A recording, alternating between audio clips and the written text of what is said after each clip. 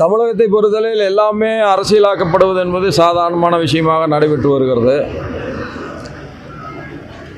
இந்தி திணிக்கப்படவில்லை என்பது உண்மை. அதற்காக ஒரு போராட்டம் நடத்த வேண்டிய அவசியம் இருப்பதாக நான் கருதவில்லை.